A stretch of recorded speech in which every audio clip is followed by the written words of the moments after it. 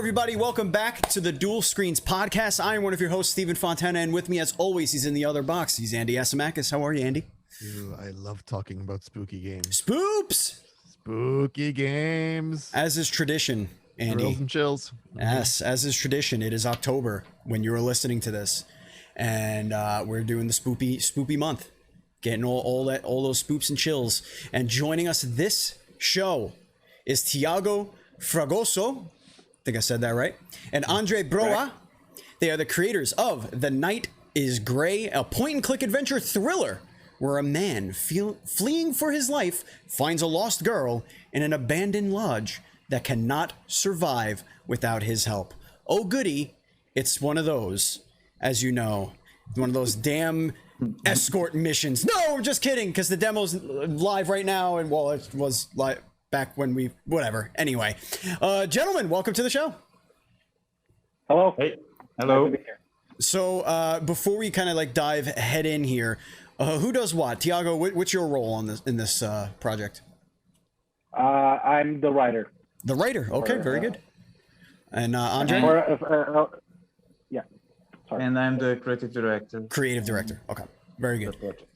All right, very good. So now we know where to direct some of our questions here, which is good. Oh, by the way, there's wolves in the game as well. There's that's a big thing. Yeah. There are wolves. Let me tell you, it's a little uneasy. It leaves you a little uneasy, folks. You could. Does this game, Andy? Now you say wish list on our doc, but I don't know because of time machines. Is this going to be out by the time we put this out? It won't be. Okay. You can wish list the game. You can wish list the game. See, live. that's the thing. We're recording so many of these in advance for October, and I think we even have some November shows that we're recording. So I never know. I'm like a lost little. I'm actually a lost little girl in a lodge that can't survive without Andy. For those of you that are new here to the Dual Screens podcast, it is very simple. We are the internet's #1 indie developer interview podcast starring two dudes you've never heard of, probably. The show posts each and every Friday for your listening pleasure on your podcast service of choice, including Podbean and all the other fun stuff, you know, like Apple, Stitcher, Google Play, iHeartRadio, Spotify, you name it, we're on it. And of course, you can watch the video version on our YouTube channel, youtube.com/DualScreensTV. And if you want to support us with your hard-earned cash, you could go over to patreon.com/NDS podcast, just like our Patreon producers, Colton the Apprentice Nestler, Vegas Girl on Fire, and FNH Paul, whom guys, girls, ladies, everyone, gentlemen, we cannot continue to grow without all of your support. So thank you so much for supporting us. And if you want to do that, little as $1 get you in there, in the door, and you get all sorts of fun perks. All right, Andy. This is it. I'm going to tee this off for you. It's the lead-off question of the show. What do you got for us? So I think, first of all, we should get more point-and-click games on the show.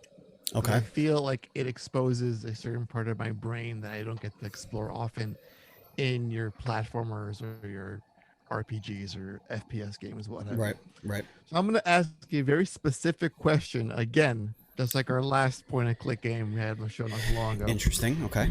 There is a moment in the game, gentlemen, where you are asked to leave a note for someone, and you have to find a pen or a pencil to write said note. Okay, don't want to spoil too much. No, let's not spoil. Let's not spoil. So in my inventory, I have a kitchen knife. Why can't I just stab the little girl to get some blood going? This is a good question. To write the note. This is a good question, Andy. I'm glad you brought this up. I was thinking the same thing. Gentlemen, explain yourselves. Yeah, please. I think that might be a Tiago question. Yeah, there you go. Okay, go ahead. That's actually part of the first initial plan for the game, but then we had to get a sharpening object of some kind because the knife was too dull, so we had to script that out at the last minute. Personally, I believe that makes things more entertaining. The duller the knife, the more entertaining and hilarious the scene really is, if you ask me. Just get all up in there. Gentlemen, we're going to go to Andre for this one. Why don't you give us the elevator pitch? Like, we kind of gave you we basically gave the Steam description, but if you were to tell people about your game for the very first time, how would you explain it to them? So we were trying to make a point-and-click adventure game. It was more directed to adults, but adults in a kind of way that it feels more like a thriller, and it goes with more tough themes without avoiding the dark humor. And if you look into that, although it's a niche, this type of game, there aren't many games that approach themes like this. It's normal to have point-and-click games that are more on the lean side of the humor. So we try to get into the thriller. That's why we wanted to make a game like this. Yeah, Andy, there's a lot of these games out there. There's a lot of point and click games that do very much hone in on the whimsy, because it is bizarre, right? Like when you're sitting there and you're just interacting with the world, it's very disassociative a little bit. So you kind of write stories around that where there's a lot of long pauses. There's a lot of just standing in a room doing nothing. Contextually, it makes no sense, but it still works because of the whimsy and the humor and a lot of the times the bizarre nature of it. And then you get this like mixture of the escape room puzzles, which are typically very dark and kind of spooky in their own little way, even though there's nothing really scary happening. It's just the atmosphere. And then you have this, which kind of blends the two, because you still have a very fantastical world, but you also have this very serious issue happening and a very dark atmosphere at the same time. So yeah. Tiago, can you go into how writing for that, like coming up with the narrative for something that you wanted to make that was a little bit more serious in tone? Oh, actually, maybe I have to go a bit backward, because the idea for the game and for the story actually came initially, like a snippet of it came from Andre. We met at work when we were working together at the same place, and we got along initially, and then he told me, well, I wanted to do a video game, and I always thought that it was cool that a video game did something like this, which I can't say because it's part of the main plot thing. And he asked me if I wanted to join me, and I said, of course, I never seen that before. So then we started to construct a whole story around this, and we started to get a lot of different themes together. My references, his references, but the most challenging part, which was an idea from Andrea since the beginning, was okay, let's do then a point and click game, because we can do that, and we love them since we were kids.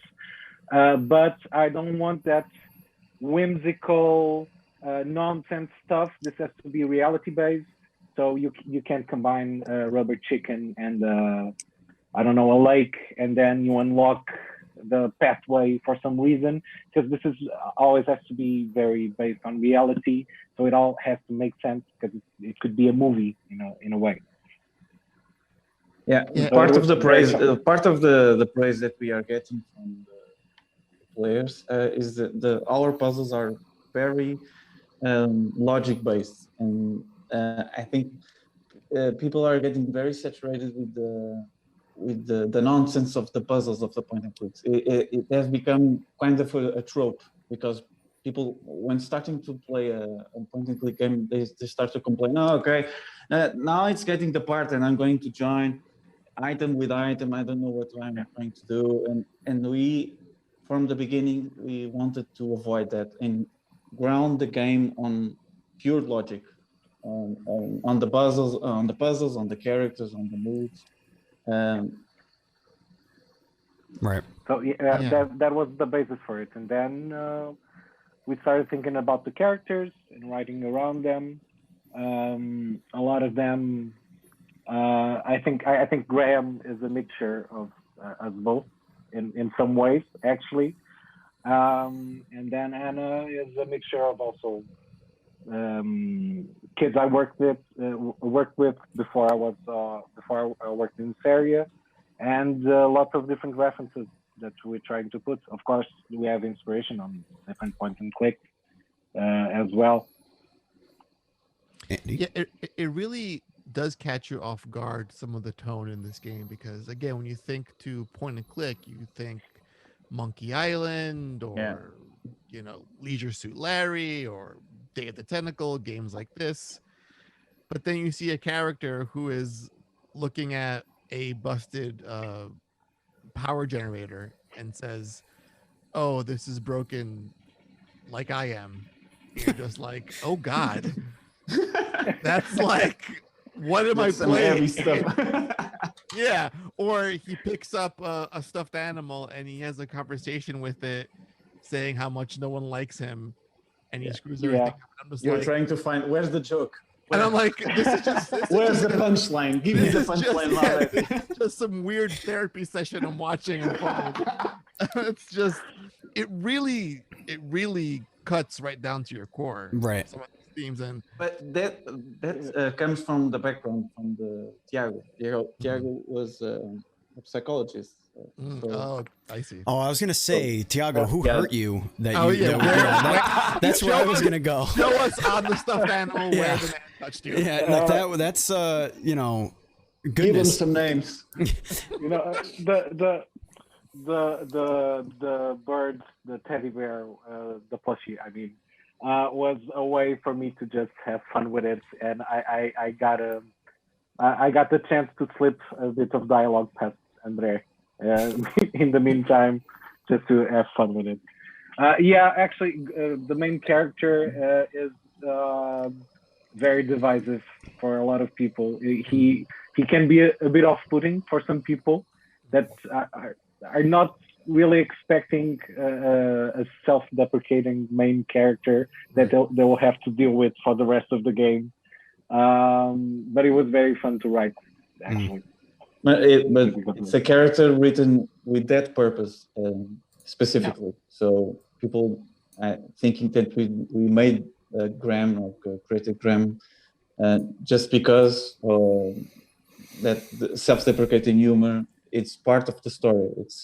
It made sense when you play the old game. So we kind of wanted him to be a dopey, not the life of the party in eternity kind of guy.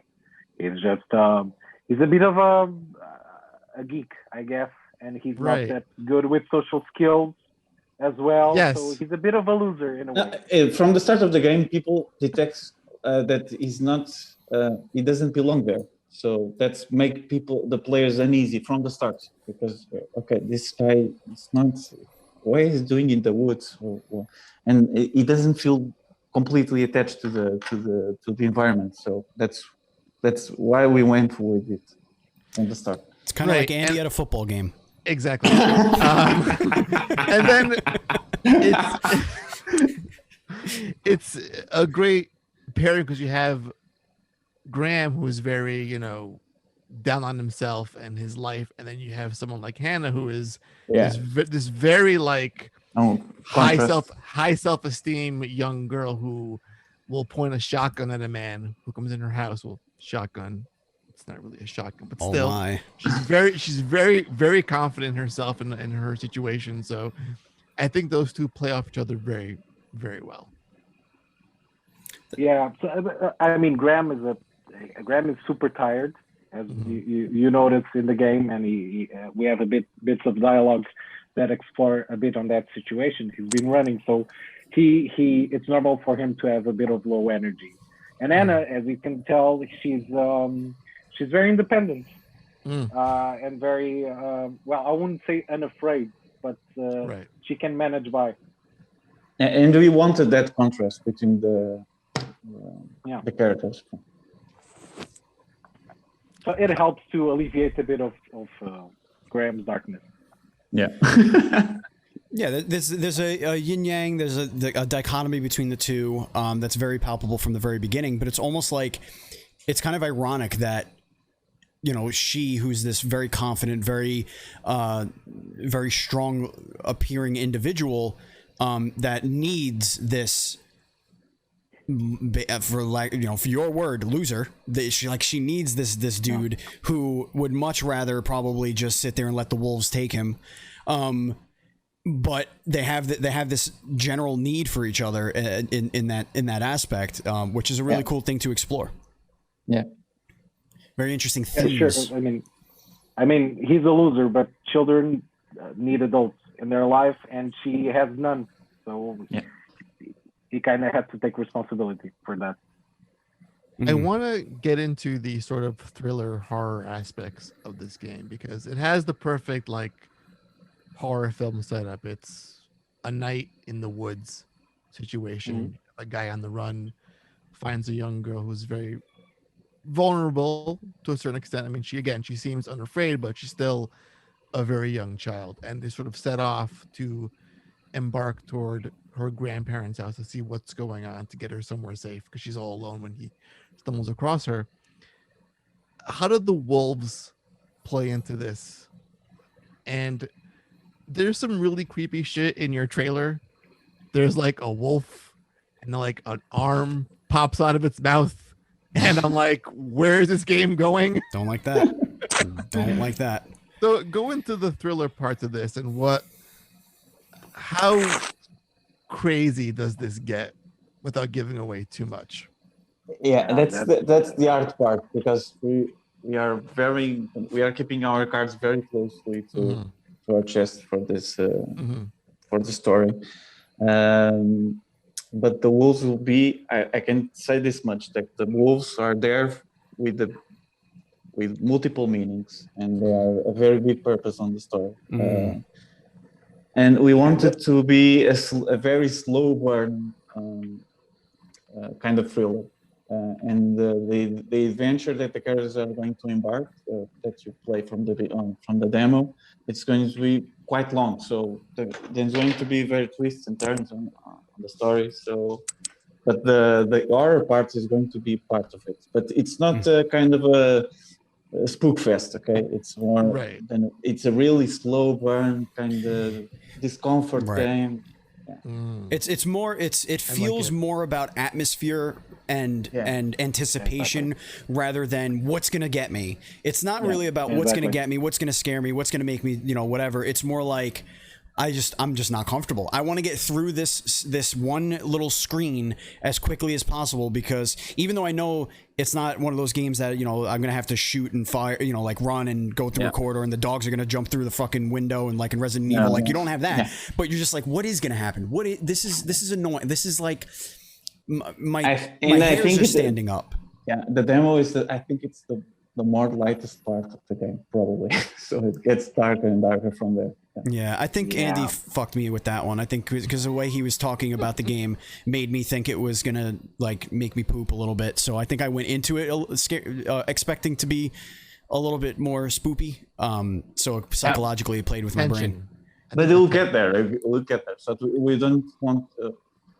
We didn't want to get all the tricks on the demo. So we wanted that for people get interested on the demo, but we'll get more harm than good to make to exploit on the demo. Yeah, it keeps building. The wolves do have a big part on it, but it's always the main story is the characters you meet in the demo, and also their setting, their history, which will be revealed bit by bit as you play along, and also that scenery where they are, that town, that place. You'll get to know more and more about what's going on, and it's like André said, over. Yeah, and there are lots of hints that we placed in the demo, even in the menu. The setting of the menu tells a big story, and interesting. It seems like I'm sorry to cut you off, but I want to talk more about. I just want to touch on what you just said. It seems like the wolves are less. It's less of a monster movie or like a monster in the dark, and it's more of a sort of a setting. It's more of like the set piece, a set dressing, as it were. That's a fair assessment. Yeah. Okay. Cool. That's a fair assessment. But they are a real danger. Yeah. It's amazing how well a point and click format lends to a thriller game more than other genres. Because you have the momentum in like a Resident Evil where it's like you have to shoot or you're dead. You have to react fast. But the slow building horror of like, what do I do in this moment? Where can I click? Where can I go? I feel it just adds an extra layer. Yeah, when you see when we see players playing the demo, they are in constant fear. Where do I click when I'm going to die? Okay, so I move. So if I click the wolves, I'm going to die. If I move forward, the girl is going to shoot me. They are always on the verge of thinking they are going to die. Could I feed? There's some.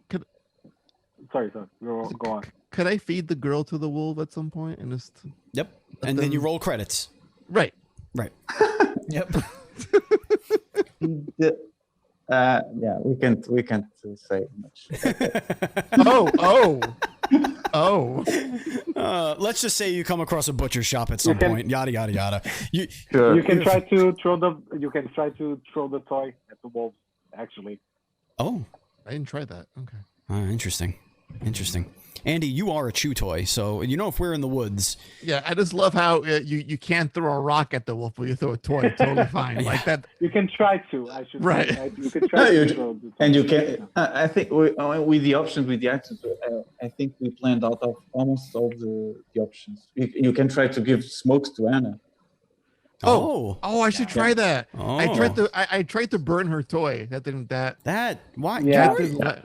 Okay, gentlemen, there's something you need to know about Andy. You can give the smokes to the wolves and the crayons to the wolves. Give the crayon back to Anna. There's something you need to know about Andy. He's a piece of shit. He is looking for two things. He's looking for a way to harm somebody in a video game, but also looking to break your video game. So it's twofold. It's meta and it's in game. I just want to know, like, if I was a developer of this game, if I were to click on this toy and throw it in the fire, what are the boundaries here? Were you surprised? A little bit, because it was more like of Graham saying, I'm an asshole in a sense. Why would I want to destroy this girl's toy?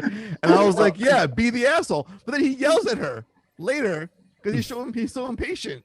Very multi-layered character. He's a very specific asshole. Yeah. And I feel like I like him a lot more than I should. He's an asshole That's with a concerning. heart. It's quite concerning, should I say. Well, let's be again. Oh yeah, it's concerning because now you're getting to know the kind of person Andy is. Not concerning for the storytelling, concerning for your mental instabilities, Andy. Tiago, what do you charge per session? Just so I know. Oh yeah, we're getting a free 45 to an hour here, Andy. This is all you, man. This is all for you. Yeah, this is an intervention. Yeah. Wait till we get to rapid fire. Intervention in disguise. I think it was Destiny. We're also kind of assholes, and we expect other people to be assholes while playing the game, so we decided to plan those dialogues out. Yeah. So why did you explore a character that is so down on himself? Like why was that where you went with the character? Ooh, that's a tough question. Because you could argue that. He is the main character, and there's a lot of character development and a lot of revelations that we'll find out about Graham, about why he's there, what happened, and that also tells a lot about the person he is and the mood he's in there. Right. But you could also argue that, I don't know, I was hesitant to say that Graham was the main character because you could argue that Hannah is. Because the story only happens when Hannah really appears in the game. I'm kind of hoping. I'm hoping that Graham is kind of like a pile of bricks that used to be a house, and throughout the story, throughout the game, you're slowly building that house back together, or that wall, or whatever it is, just brick by brick, and we kind of see the picture a little bit more as the further you go on. Like that's kind of like. That's my motivation to continue to entertain a character that is so not likable. In the beginning is like, because there has to be a redemption, there has to be exposition, there has to be a reason he is like this, and that is the carrot at the end of the stick for me. Yeah, because the main objective of the game that we set on the demo is to deliver the kid to the grandparents. But we think that the main purpose of the game is to discover who Graham is, because you know nothing about Graham in the demo. I think it's the secret main objective that people don't realize they are getting into. Right. Yeah, and finding out what's going on with those strange wolves and that weird town that you haven't seen yet, but there's very weird stuff going on, and it's a bit of well, you're finding out different mysteries. The mysteries about the wolves, about the town, and about the characters themselves. What happened to the mother? Why was the kid left alone? All different stuff will start to unravel. But there is a reason why Graham is the way he is. There is a reason why Anna is the way she is. Yeah, right. We'll find out a lot more. Can we? No, there was a time that we realized that we were telling 3 stories at the same time. So in the game there are 3 stories that are going in different places, because there's that phrase that when you start the game. Oh yeah, that little. And that tells a story also. Yeah, because again, when you talk about setting up tone, you had this little, for those who haven't played the demo yet, it's like a little speech of someone being told that don't wander off or the wolves will eat you, and and you'll get more of that part right of the story. You'll get more intermissions of that.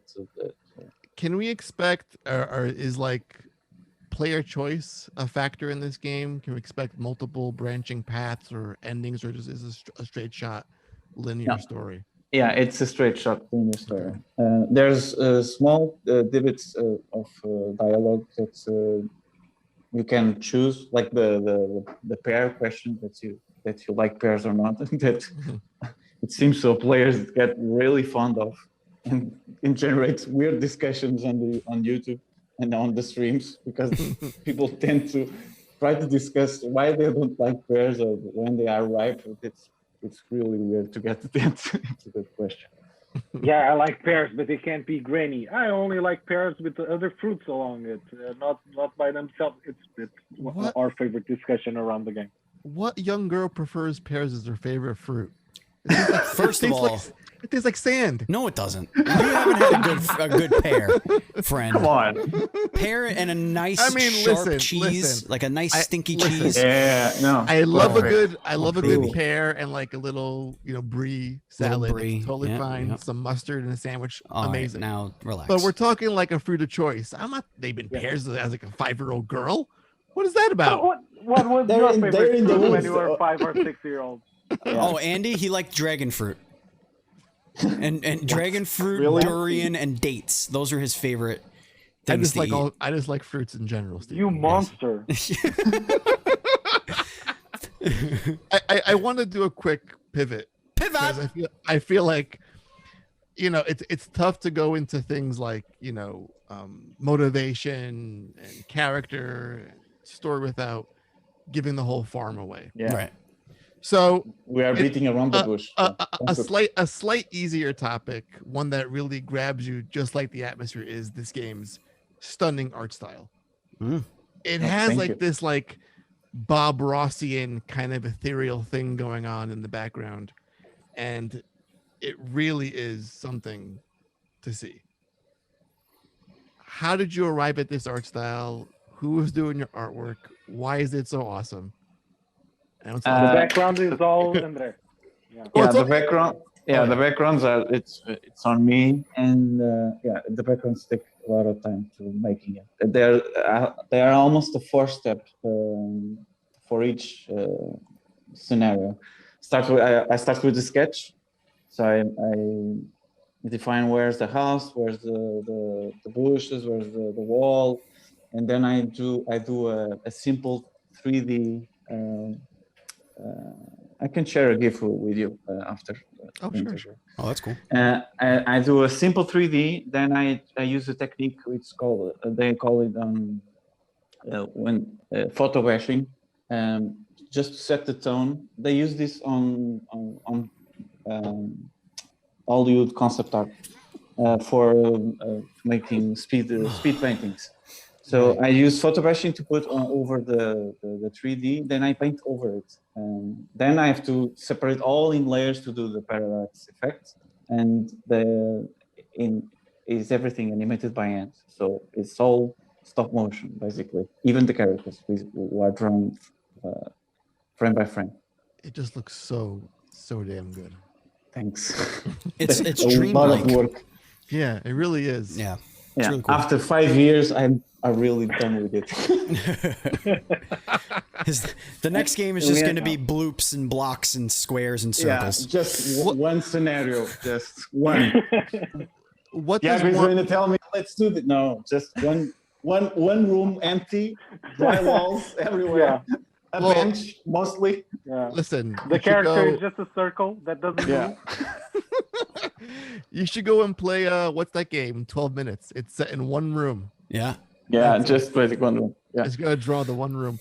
What does drawing a scene look like for you in terms of how long it takes from start to finish? For one room? For one backdrop. Like let's say you have the Hannah's cabin in the back, some trees going on a little path. How long is that scene? It depends. It depends on the complexity and the layers that are moving on that scene. So I'm going to be honest with you. In the demo, we wanted to really impress. So we made that part of the main map. It's very windy, so everything moves. So when you get through the game and you go deeper into woods and go to the caves, etc., there are less and less moving parts. So the start of the game and there are another part of the game where everything moves also. Those backgrounds are really tough to work with, but probably 1 month, like 3 weeks probably. Wow. So just one. Yeah. Wow. Yeah.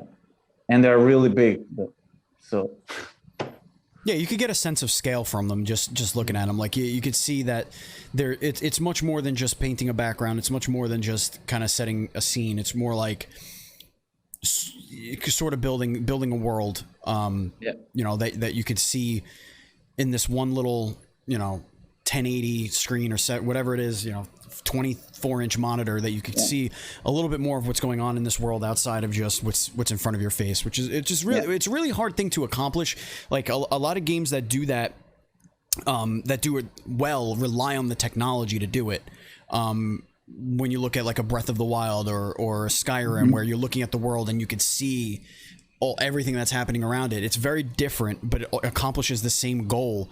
The way you did it, Andre, it's like everything's kind of there, very serene, very dreamlike, but you also get a sense of scale and the nature of it all. Like it's something that stuck out to me immediately when Andy said, "Here, check this out. What do you think? I want to get them on the show." I was like, and that was what I wanted to convey. So the other part that I really wanted to make sure was that the backgrounds from scene to scene didn't seem disconnect. So you feel that you are progressing to another scene that is right around the corner, or not just another scene that you don't know where it is. And that happens a lot in point and click games. And you get to move to the next screen and where am I? Did he walk 4 miles, 10 meters? Where is he? And right. So we wanted to break that sense of disconnection between the scenes. Yeah, there's actually one crazy thing that Andre did in the beginning, which is like a document with the whole map of the place we're at, and each scenery like in blocks, so everything makes sense and it's a continuous journey. You can see the whole map of the game, and all makes sense from layers to layers, from the backgrounds, if it's underground, it's above ground. And the game gets more and more complex with the sceneries. So we couldn't implement that on the demo. So we have to, So on that note, are you guys still targeting a December release date of this year for this game, or how is the progress going so far? Unfortunately, yes, we are on a crunch mode. We are on the dreaded crunch mode. Oh Yes. no! Somebody get yes. Kotaku on the line. Call Polygon. Get Jason Schreier Get on the Schreier. phone. Where's Bloomberg? Get Schreier. Gonna get shut down. Will Stork Crunch. Why don't you? Can you define what crunch looks like for you guys? Like how many hours? Purple Nurples and Red Bull. Yeah. Mm-hmm. Do you guys know what a purple Nurple is, or is that a very uniquely American thing? I know. Okay, all right, very good. It'll keep you up. You could do a live demonstration if you want. For sure. Uncle. What it looks like. The tough part is that we also have 2 other people that work with us, but we all have day jobs. So for the last 5 years, this has been a passion project that we work on whenever life permits us to. So yeah, a lot of sleepless nights, a lot of while trying to leave work early. Maybe you can walk the dog today and stuff, so we can put in as much hours of work as we can. Walk the dog. I need to write some self-deprecating humor here. Okay. Right. Priorities. Priorities. Is the game content complete, and you're just like working out like all that other, or are there still scenes and moments that you still have to create? No, yeah, there are scenes that I still have to create. Yeah, we have now currently around 70 to 80 backgrounds done. It's going to be more. So, all right, but we need to stop. We need to stop. Yeah, there are always parts of the story that we are trying not to cut because we want to tell the whole story, but we're trying our best. Awesome.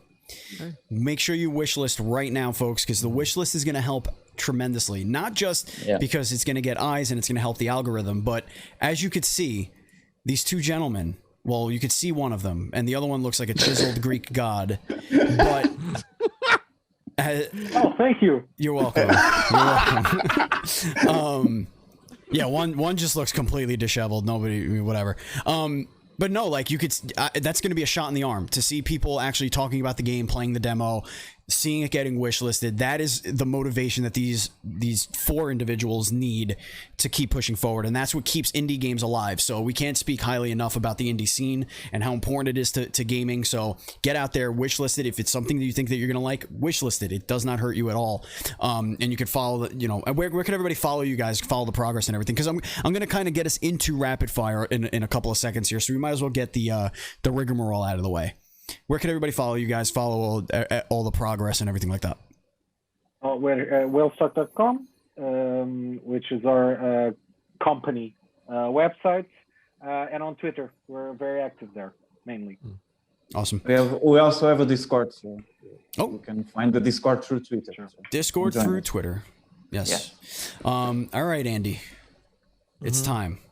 Oh, it is. Now keep in mind, like I got to get my brain into October, spoopy times. Okay? So it's time for rapid fire. It's where we ask you guys a bunch of questions and you figure it out and you tell us the answer. It's very simple. Okay? Don't try to trick us. Okay? No, there's no trickery. There's no trickery. All right. So because there's 2 of you, a lot of these questions are going to have to do with the 2 of you. So here we go. You guys are both starring in a horror movie. Who is the what's the phrase for it? Who is the girl? What's it called? Oh, the final girl? Yes. Who is the final girl of the 2 of you, and who is the killer of the 2 of you?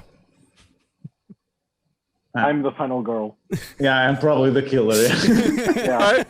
Fair enough. Fair enough.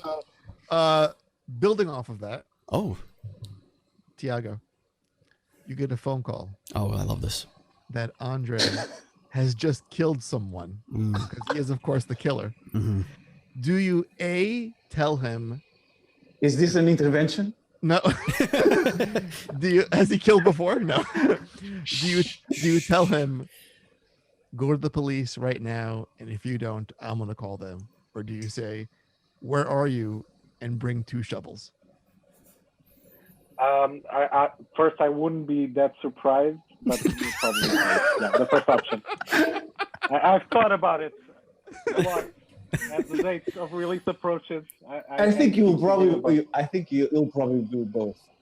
You'll give me the shovels, then call the police. You could find him burying the body here. Yes.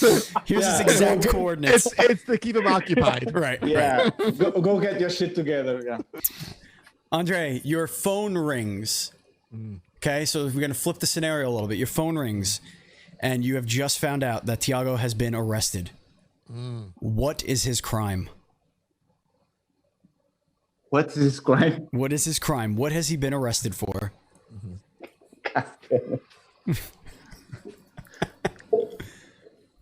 Killing someone and giving some shovels. Oh, okay. All right, we flipped it. We flipped the script. Oh, so he's framed you now. What's going on? What a twist! What a twist! Let's see. This is a very, very deep question, but don't think about it for too long.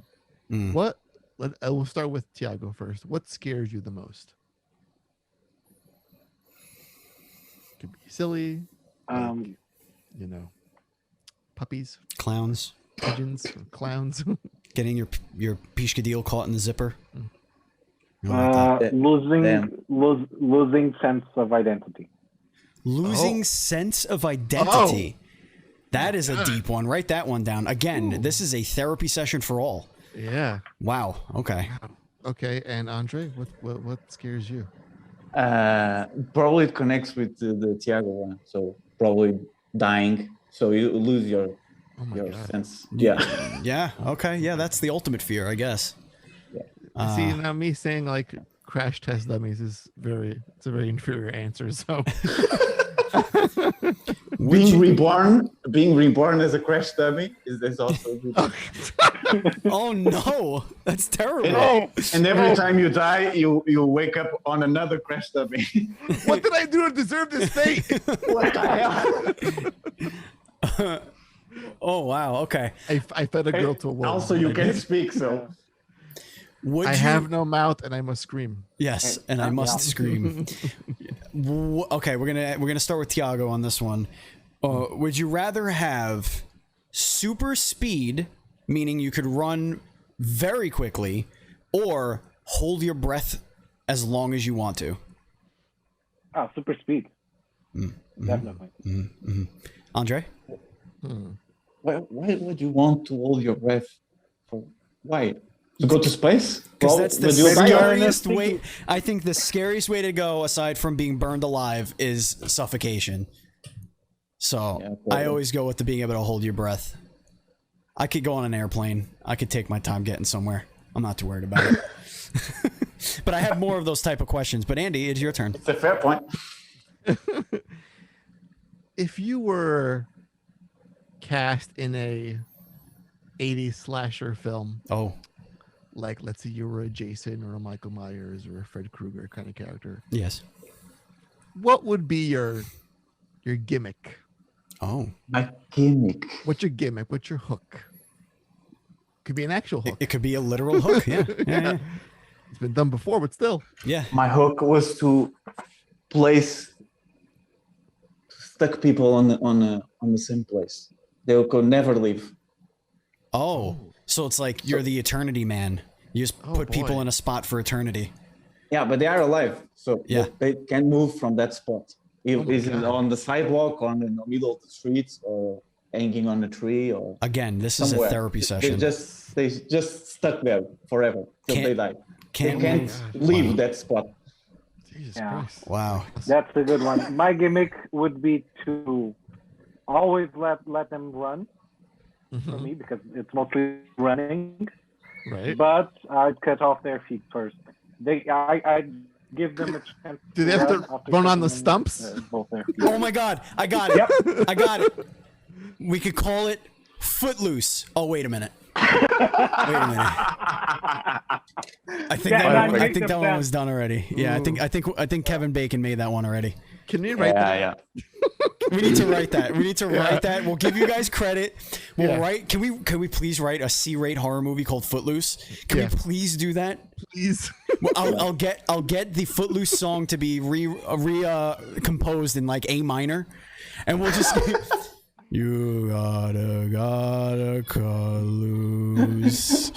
Footloose. That's like all the rave now. No, but it has to You be take a a classic creepy kid. song. Yeah. Oh, my kid is freaking out behind me. Kid singing it.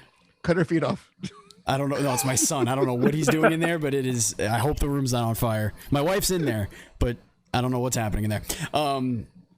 It's my turn. Yes. Okay. Would you rather explore a faraway planet or the deepest parts of our ocean?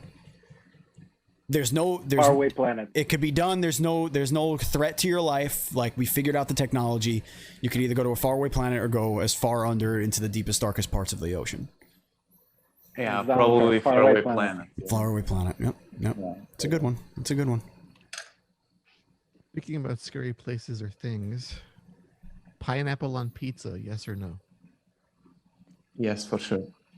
Why not? Why not? Why not is the true response to that, Andy.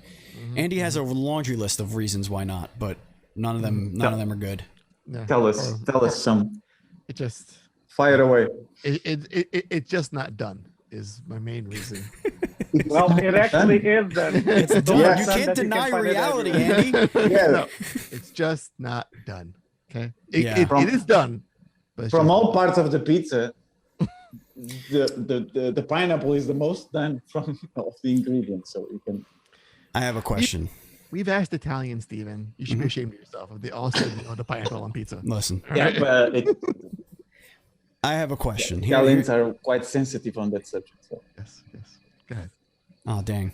The question's gone now because now I'm distracted. Because Sorry. now I'm thinking about pizza. Damn. I know. It's That's what just about happens. lunchtime too. For We us. all are. I know. We all I are. know. Yeah, it's true. I got it. There are two boxes in front of you. What's in the box? One of them is going to be the absolute perfect, most amazing, incredible. There's no ifs, ands, or buts. It is the best album of all time. The best composed album, performance, everything. The other box has the same thing, but a movie. The best piece of cinematic excellence of all time. Which box are you taking home? The album. Oh. The movie, because the movie has it's a movie and it's an album because it has a score. So if I want to listen to music and to watch a movie, I have both. Interesting.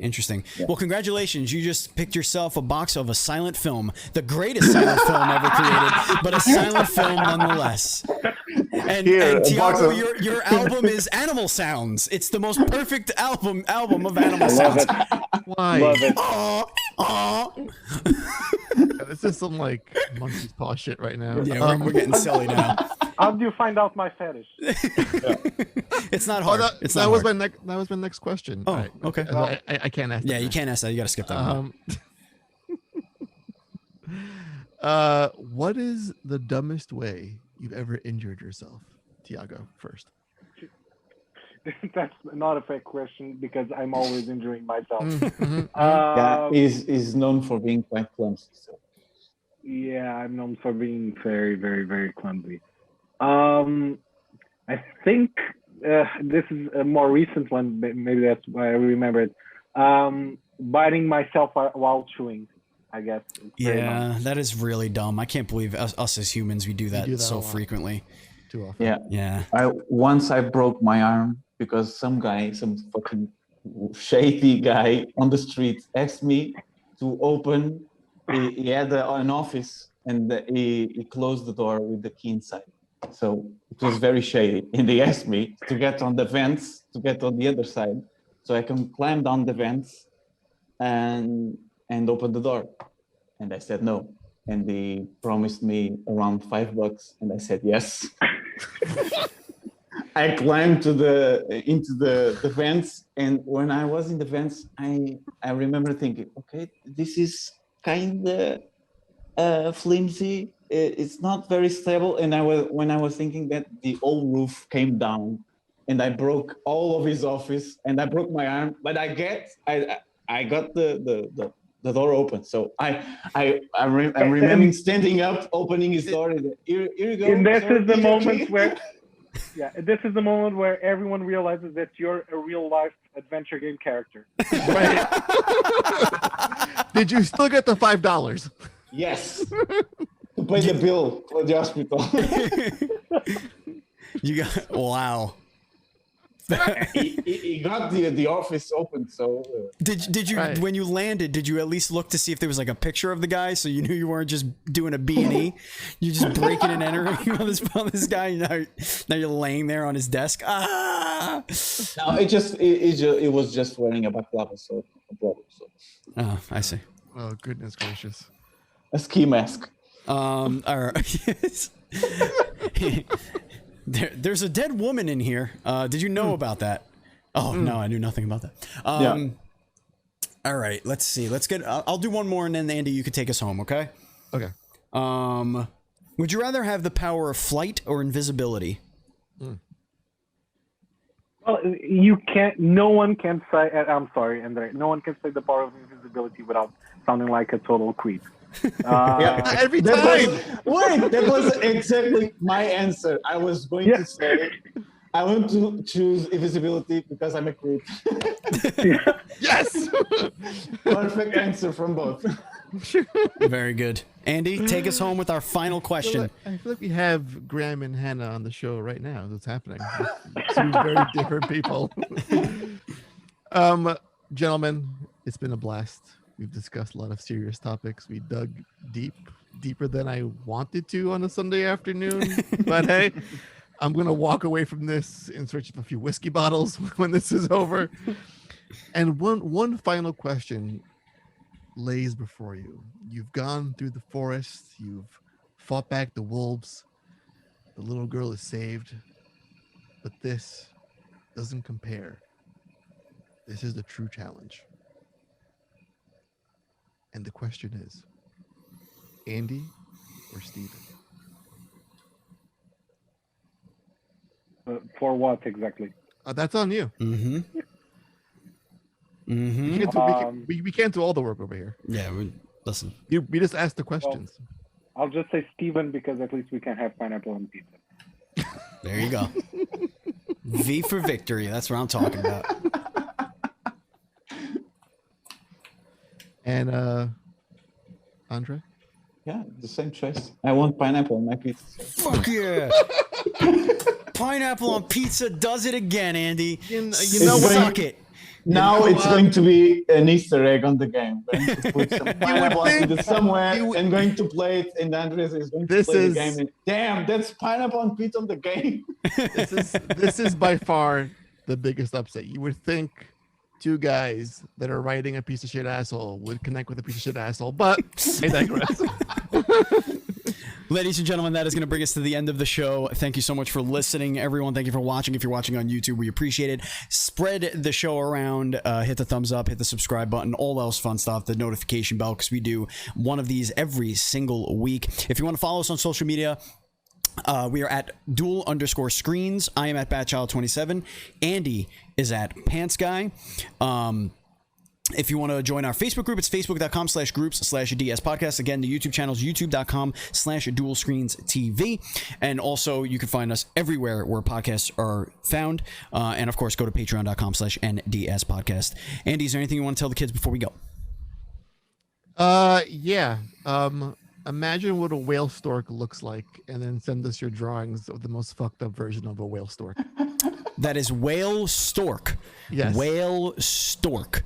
Send your drawings and tweet at us at Duel_screens. And you could also tag Whale Stork Games. That's twitter.com at Whale Stork Games. And whoever, maybe the winner will get something from us, because we're not going to put anything on these guys who are get $5 and a broken arm. That's what you'll get. That's what you get. $5, a broken arm, and possibly a lawsuit. That's going to do it for us, ladies and gentlemen. Thank you, Andre. Thank you, Tiago. Thank you, Andy. Thank you, listeners. Thank you, viewers. And as always, please be excellent to each other.